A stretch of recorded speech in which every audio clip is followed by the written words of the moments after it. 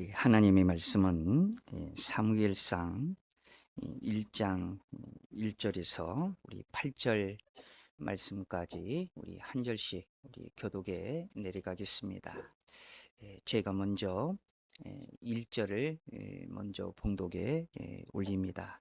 사무엘상 1장 1절에서 8절입니다. 제가 먼저 1절을 봉독에 올립니다. 에브라임 산지 라마다 임소빔에 에브라임 사람 엘가나라 하는 사람이 있었으니 그는 여로함의 아들이요 엘리후의 손자요 도후의 증손이요 숲의 현손이더라.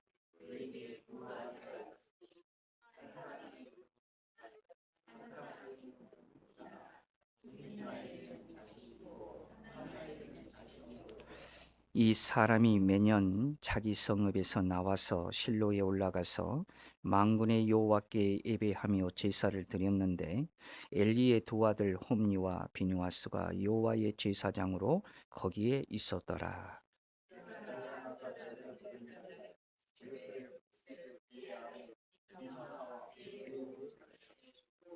한나에게는 갑절을 주니 이는 그를 사랑함이라.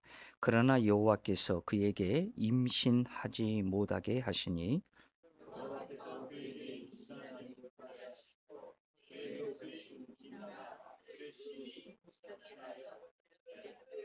매년 한나가 여호와의 집에 올라갈 때마다 남편이 그같이 하매 불이 나가 그를 격분시키므로 그가 울고 먹지 아니하니 엘가나가 그에게 이르되 한나여 어찌하여 울며 어찌하여 먹지 아니하며 어찌하여 그대의 마음이 슬프냐 내가 그대에게 10아들보다 낫지 아니하냐 하니라.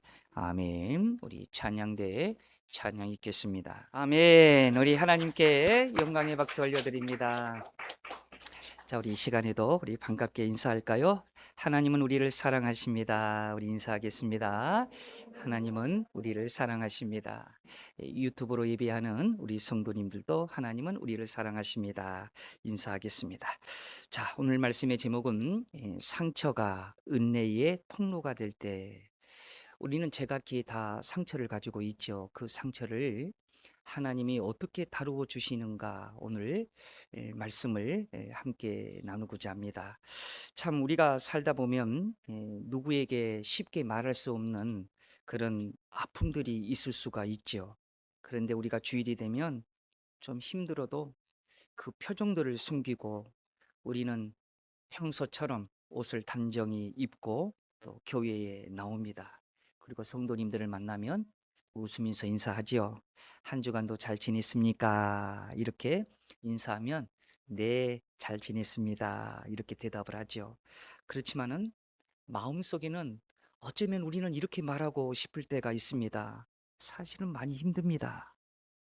오랫동안 신앙생활을 했음에도 불구하고 여전히 내 생활은 달라진 것이 하나도 없습니다. 시간이 지나면 괜찮을 줄 알았습니다. 그런데 여전히 바쁘게 살아도 그 마음의 아픔들이 잊혀지지가 않습니다. 참 우리가 이런 감정들을 숨길 때가 참 많이 있습니다. 뿐만 아니라 누군가 무심코 나에게 던진 한마디에 애써 눌러왔던 그런 상처들이 되살아날 때가 있습니다. 그래서 다른 사람이 좋은 소식들이 들리면 참 그분들에게 또 진심으로 축하해 주고 싶고 같이 기쁨을 나누고 싶지만 왠지 그 축하해 주고 싶은 일과 내 처지를 비교해 보면 너무나 마음이 아플 때가 참 많이 있지요. 자, 그런데 오늘 이러한 감정을 가지고 살아갈 수 있는 이런 문제를 오늘 본문에 나타나는 한나가 이 문제를 가지고 살았다는 것입니다. 남들은 모르는 그것도 매일 눈만 뜨면 가슴을 짓누르는 아픔들이 계속 반복적으로 바로 짓눌러요. 그런 아픔을 가지고 살았습니다. 자, 여러분 오늘 이 시간을 통해서 이 한나의 이 아픔을 다루시는 하나님의 놀라운 섭리를 통해서 혹시 우리 성도들의 마음속에 조금이란 아픔과 소요가 있다면 오늘 잔잔히 하나님께서 다루고 주셔서 하나님의 은혜로 평안으로 바꾸시는 오늘 말씀이 적용이 되시기를 주의 이름으로 축원드립니다. 자, 그러면 하나님은 한나의 아픔을 어떻게 다뤘을까요? 첫 번째로 우리는 말씀의 본문을 통해서 이걸 우리는 볼 수 있습니다. 그것은 성도의 상처는 하나님의 섭리 밖에서는 절대로 일어나지 아니한다는 거예요. 우리의 상처도 하나님의 안에 있다라는 겁니다. 자, 이 말이 무슨 말입니까? 우리가 믿는 하나님은 결코 우리들의 성도들의 아픔이나 상처를 방치하거나 하나님의 섭리 밖으로 내 던지는 경우가 없어요. 여러분, 사무엘상이 시작되는 당시 이스라엘의 그 상황을 한번 들여다 보십시오. 그때는 어떤 상황이었냐면 영적으로 가장 짙은 어둠을 가지고 살았던 시대였습니다.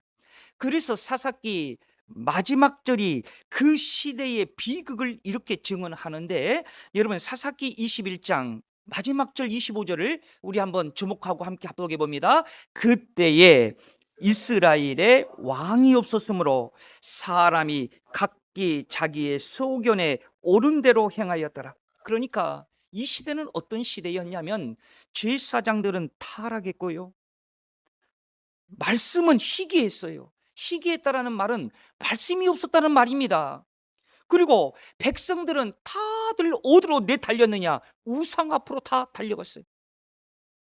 그런데 하나님께서는 이 무너진 그 시대를 일으킬 새 일꾼을 계획하십니다. 그 일꾼이 누구냐면 사무엘입니다.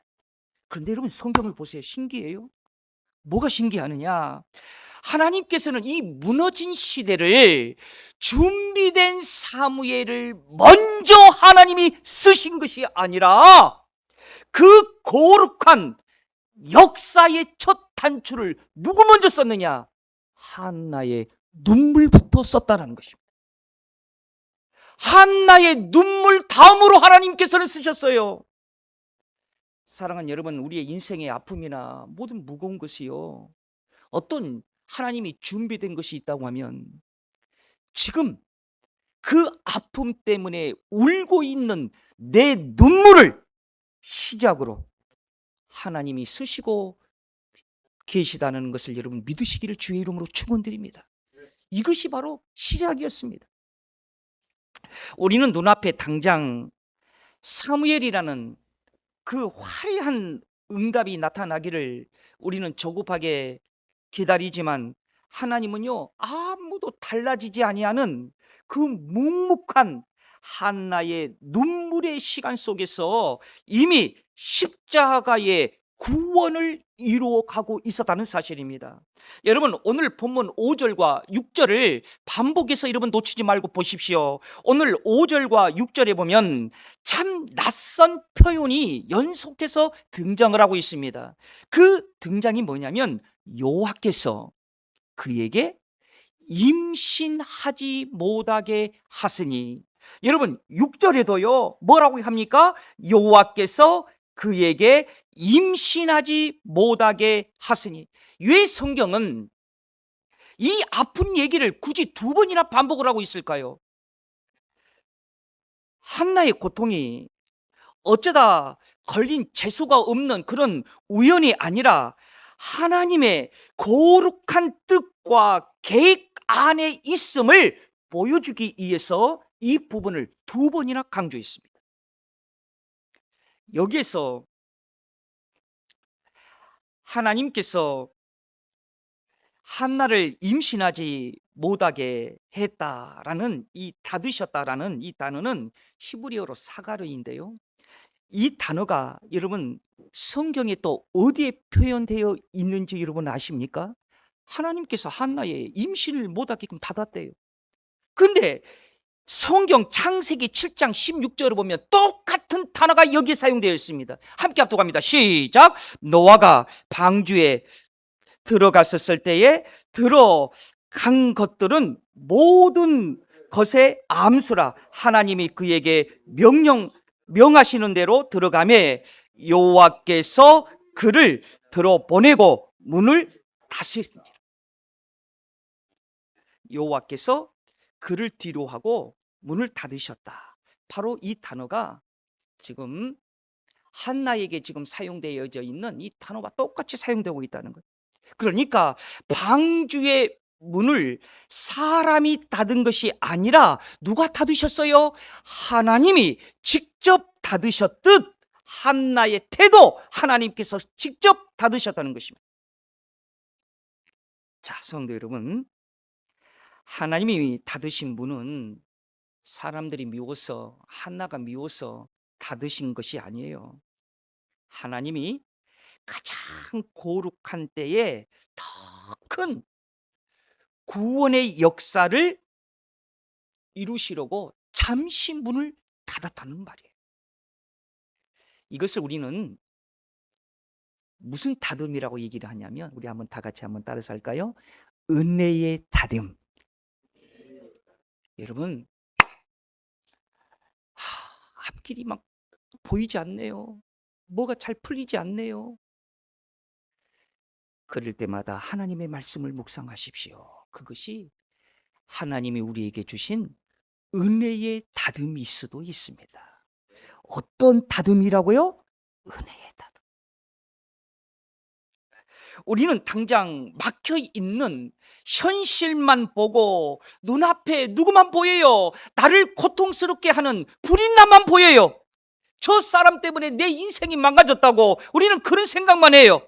그래서 원망해요. 그러나 성경은 그 불인나 뒤에 서 계신 주권자 하나님이 서 계심을 보여주고 있다라는 것입니다. 형들의 배신으로 구덩이에 빠진 요셉이 훗날 이 부분을 어떻게 고백하고 있는 줄 아십니까? 분명하게 고백을 해요. 그런데 그 고백 속에는요, 그냥 고백이 아니에요. 요셉의 눈물이 섞여 있는 고백이에요. 창세기 50장 20절의 말씀을 여러분 우리 함께 합독해 봅시다. 당신들은 나를 해하려 하였으나 하나님은 그것을 손으로 바꾸사 오늘과 같이 많은 백성의 생명을 구원하게 하시려 하셨나니. 이것이 믿음이요, 은혜의 닫힘을 믿는 믿음인 것입니다. 하나님은 단 한순간도 여러분의 상처나 여러분의 무거운 짐을 하나님께서는 헛되이 낭비하지 않게 하십니다. 혹시 여러분 지금 이 시간에도 우리의 가슴을 쥐어짜는 무거운 짐이 있을 수 있습니다. 왜 하나님은 이 환경에서 도대체 나를 탈출시켜 주지 않습니까? 하나님 앞에 간구하는 기도의 제목들이 있을 수 있습니다. 그러나 성경은 왜 탈출시키지 못해 주십니까? 그 이유를 당장 설명해 주지를 않아요. 대신 뭘 설명해 주느냐? 그 아픔의 그 무거운 눈물의 현장 한복판으로 걸어 들어오신 예수 그리스도를 보여줍니다. 그래서 하나님의 선하신 섭리를 믿는 사람은 억지로 여러분 웃지 않아도 돼요. 흘러내리는 눈물을 인정하고 쓰라린 마음속에 우리 예수님께서 나에게 걸어오신, 나에게 찾아오신 예수님만 발견하면 돼요. 그때 여러분 우리의 짐을 짊어주시는 예수님께서 우리에게 다정하게 이렇게 말씀해 주실 것입니다. 마태복음 11장 28절의 말씀을 기억하십시오. 수고하고 무거운 짐진 자들아 다 내게로 오라. 내가 너희를 쉬게 하리라. 뿐만 아닙니다. 요한복음 16장 33절을 보십시오. 뭐라고 얘기를 합니까? 이것을 너희에게 이르는 것은 너희로 내 안에서 평안을 누리게 하려 함이라. 세상에서는 너희가 환난을 당하나 담대하라. 내가 세상을 이겨노라. 세계 사람들이 가장 많이 성경을 암송하고 있고 세상 사람들이 가장 성경을 많이 하는 구절 중에 그 구절이 어떤 구절인 줄 아십니까? 바로 이 부분입니다. 너희가 환난을 당하나 담대하라. 내가 세상을 이겨노라. 우리나라 사람뿐만 아니라요, 세상 사람들이 공통적으로 익히 알고 있는 말씀이에요. 나보다 내 상처를 더 아시는 주님, 친히 내 상처를 위해서 채찍에 맞아 주시고 무거운 십자가를 줘 주시고 그 십자가에서 우리의 일을 위하여 피 흘려 주시는 주님, 그 주님의 십자가에 그 흐르는 보혈의 피에 나의 상처를 덮으시고 그 주님 앞에 십자가에 나아갈 때에 우리는 이것을 고백하게 됩니다. 하나님, 나의 아픔을 누구보다도 아시는 주님, 주여 나의 아픔을 주의 십자가 앞에 내어놓으니 하나님, 주님의 거룩한 손 안에 내 모든 상처가 있음을 믿습니다. 아멘. 그래서요, 한나의 아픔을 통하여서 우리가 볼 수 있는 내 안에 있는 상처는 바로 하나님의 주권 안에, 하나님의 섭리 안에, 그 안에 몽땅 들어있다라는 거예요. 몽땅 들어있기 때문에 하나님이 책임져 주시고, 또 그 하나님의 몽땅 안에 들어있기 때문에 하나님의 주권적인 계획 안에 한나의 눈물을 시작해서 사무엘로 이어진 것처럼 우리의 눈물의 시작으로 하나님의 놀라운 계획이 이루어질 줄 믿습니다. 이것이 우리의 상처를 다루시는 하나님의 섭리인 것입니다. 두 번째로는요, 하나님은 우리의 상처를 통해서 어디로 이끄시느냐? 여러분, 우리가 느끼는 평안으로 가는 게 아니에요. 하나님께로 가는 거예요. 우리가 이 세상에서 누리는 안정으로 가는 게 아니에요. 하나님께로 가는 거예요. 오늘 본문 6절 하반절을 여러분 놓치지 마십시오. 6절 하반절에 보면 어떠한 말씀이 있습니까? 그의 적수인 뿌린 나가 그를 심히 격분하게 하여 괴롭게 하더라. 여기에서 심히 격분하게 했다라는 말은 히브리어로 카스라는 단어인데요, 이 단어는 어떤 단어이냐면 단순히 기분을 상하게 만드는 그런 단어가 아니에요. 어떤 단어이냐면 영혼을 그냥 뒤흔들어요. 온 마음을 갈기갈기 찢어놓는 단어예요. 그런데 이것보다도 더 아픈 성경 구절이 있어요. 7절을 보십시오. 자, 우리 7절을 함께 합독합니다. 매년 한나가 여호와의 집에 올라갈 때마다 남편이 그같이 하매 불인 나가 그를 격분시키므로 그가 울고 먹지 아니하니. 자, 소드를 보세요. 뭐라고 합니까? 매년 한나가 여호와의 집에 올라갈 때마다. 어떨 때마다요? 매년. 다시 말하면 한나의 상처는요, 일회성으로 끝나지 아니하는 상처예요. 한나의 상처가 극도로 일어나는 때가 언제냐? 우리 한국 문화로 여러분 이것을 적용해 보면 명절 때예요. 명절 때. 명절이 되면 다 누가 모입니까? 가족들이 모입니다. 명절 때가 되어서 가족만 모이면 가슴이 어떻게 돼요? 찢어져요. 어떤 단어예요? 카스라는 단어는요, 영혼이 뒤틀려요. 명절이 돼서 가족들이 모일 때마다 영혼이 뒤흔들리고 온 마음이 갈기갈기 찢어져요. 이것이 매년 반복돼요. 명절 때만 되면 죽겠어요. 사랑하는 여러분, 우리의 상처 중에서 가장 힘든 게 뭔지 아십니까? 반복되는 상처입니다. 한 번의 실패보다 끊임없이 반복되는 절망의 비수가 나를 향해서 달려올 때에 여러분 그런 것들이 우리의 영혼을 갈기갈기 찢어먹는 거예요. 그런데 한나의 곁에는 누가 있습니까?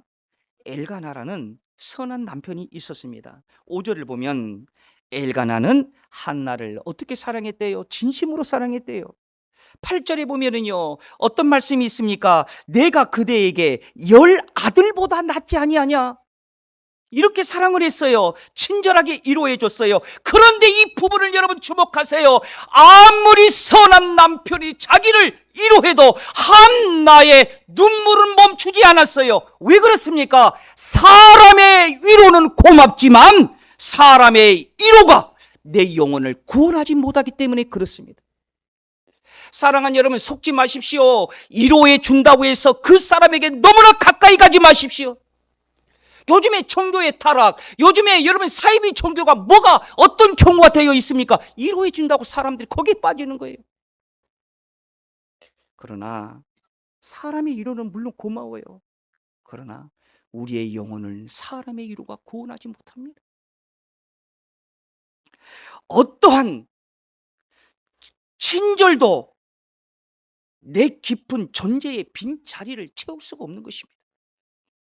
그래서 한나는요, 그 아픈 몸을, 심령을 가지고 위로하는 남편의 품으로 간 것이 아니라 내 영혼을 만족해 하여 주시는 하나님 앞으로 한나는 가는 거예요.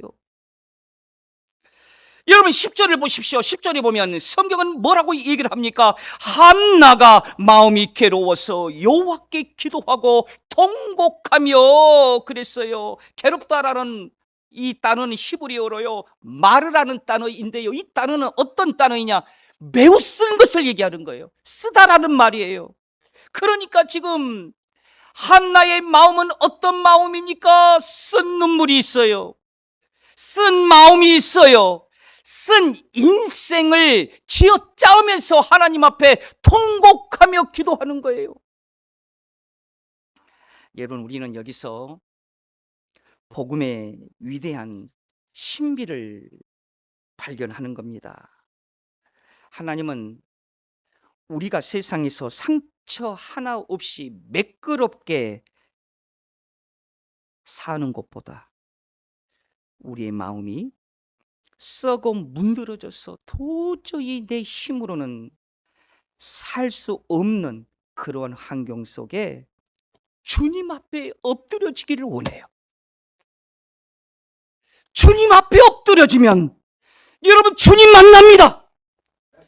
나에게 다가와 주셔서 내 손을 잡고 세상의 힘이 아니라 믿음의 힘으로 나를 일으켜 주시는 주님의 손을 만납니다.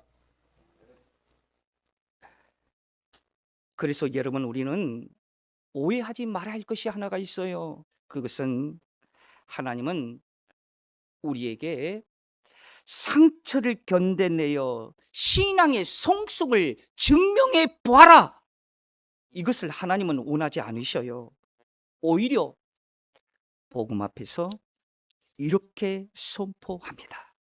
우리가 한나처럼 성전에 엎드려 울 힘조차 없을 때에 우리의 유일한 구원자이신 예수 그리스도께서 이 땅에 오셔서 친히 가장 깊은 상처와 버림받음을 예수님께서 친히 감당하셨다고 말씀하고 있습니다. 여러분, 십자가에서 예수님은 불이 나 같은 세상에 비웃음과 조롱을 당하셨어요. 그러면서 십자가의 상에서 나의 하나님이여, 나의 하나님이여, 어찌하여 나를 버리시나이까 부르짖으며 우리 대신 쓴 잔 마리의 잔을 하나님께서 대신 마시셨어요. 왜 그러셨습니까? 계속 반복되는 우리의 무거운 삶의 짐, 우리의 상처, 그 아픔 때문에 친히 예수님께서 오셔서 그것을 우리를 안아주시고 우리를 일으켜 세워주시기 위해서 그렇게 하셨어요. 그래서 로마서 8장 28절에는 이거에 대해서 성경은 이렇게 얘기하고 있습니다. 로마서 8장 28절 함께 합독합니다. 우리가 알거니와 하나님을 사랑하는 자 곧 그의 뜻대로 부르심을 입은 자들에게는 모든 것이 합력하여 선을 이루느니라. 이 선은요, 단순히 세상에서요 아이를 얻고 성공하는 것을 여러분 의미하는 게 아니에요. 내 상처 안에 친히 찾아오신 예수 그리스도를 내 인생의 진짜 주인으로 만나게 되는 역사가 하나님의 선이에요. 한나는 아이의 사무엘이라는 아이를 응답받기 전에 가장 먼저 자신의 가장 아픈 눈물의 현장에서 나를 버리지 아니하시는 만군의 여호와 하나님을 먼저 만났습니다. 사랑하는 여러분, 먼저 만나야 내 삶이 통합니다. 사랑하는 여러분, 내 자녀를 위해서 기도하고 내 생업을 위해서 기도하고 내 환경을 위해서 기도하기 전에 먼저 내가 하나님을 만나야 됩니다. 그래야 여러분 통하는 거예요. 내가 먼저 하나님을 만나지 아니하고 내 환경을 위해서 기도하는 것은 기복이에요. 내가 먼저 하나님을 만나야 돼요. 여러분, 그렇습니다. 우리에게 상처가 있다고 하면 먼저 하나님을 만나야 되는 거예요. 하나님은 우리의 눈물에 흘러내리는 한 방울 한 방울도 하나님은 헛되이 하나님께서는 버리지 아니하시고 십자가의 보혈로 덮으시며 마침내 우리의 삶의 진정한 구원의 길을 열어주셨습니다. 그 하나님을 믿는 거예요. 하나님은 그래서 이렇게 우리의 상처를 다루신답니다. 자, 마지막으로 하나는 하나님께서는 우리의 상처를 어떻게 다룰까요? 여러분, 우리의 상처는 결국은 뭘로 바꾸게 만드시느냐? 뭘로 바꾼다? 사명으로 바꾸신다. 여러분, 이 부분이 굉장히 중요한 부분이에요. 오늘 본문 1장 1절에서 8절까지를 보면은요, 여러분 이 성경을 아무리 들여다보십시오. 오늘 본문을 들여다보면 기도의 응답이 없어요. 환경도 여전히 변한 것도 없어요. 아직 사무엘을요 임신한 것도 아니에요. 불인나의 조롱도 바뀌어진 것도 없어요. 그대로예요. 철저한 깜깜한 눈물의 현장이 한나의 시간 속에 계속 이어지고 있어요. 그런데 성경의 놀라운 복음의 말씀을 여러분 기억하십시오.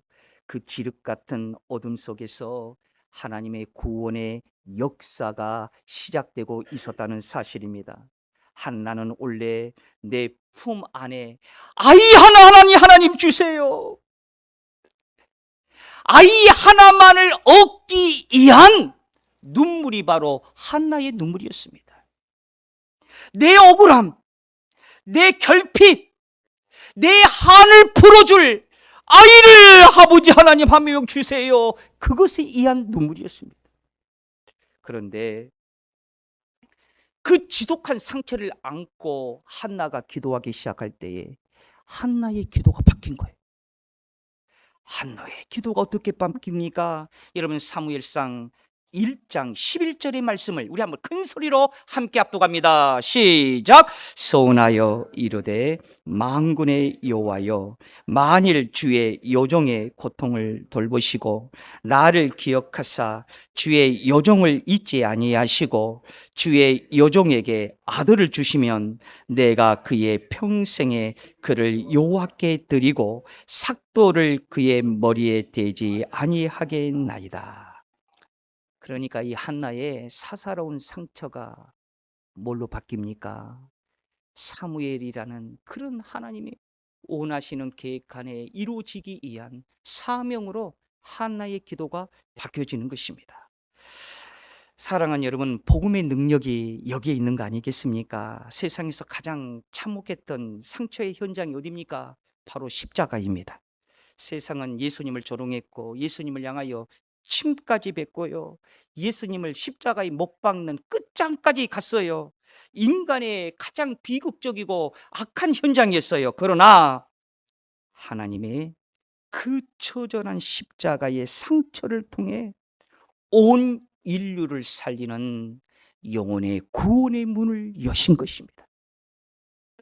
죽음처럼 보였던 상처가 부활의 생명이 되었고, 그 예수님의 찢긴 몸에서 주님의 몸된 교회가 탄생하기 시작했습니다.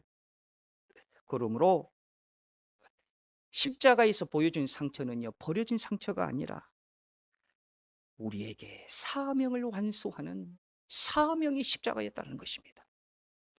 사랑하는 여러분, 우리의 고통, 우리의 무거운 짐, 우리의 아픔, 답답함이 있다면 그것이 복음의 사명으로 바꾸시는 우리의 눈물이 되시기를 우리 주의 이름으로 축원드립니다. 여러분의 무거운 짐 십자가의 은혜를 통과해야 이게 보이는 거예요. 누군가를 생명으로 이끄는 거룩한 통로가 여러분의 눈물마저 그곳으로 바꾸시는 하나님의 은혜를 붙잡으시기를 우리 주의 이름으로 축원드립니다. 기도하겠습니다. 은혜로우신 아버지 하나님 감사합니다.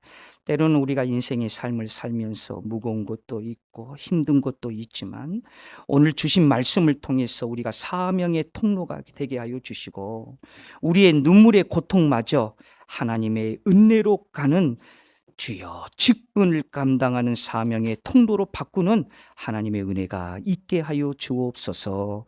거룩하신 예수님 이름으로 기도드리옵나이다. 아멘. 찬송가 439장입니다.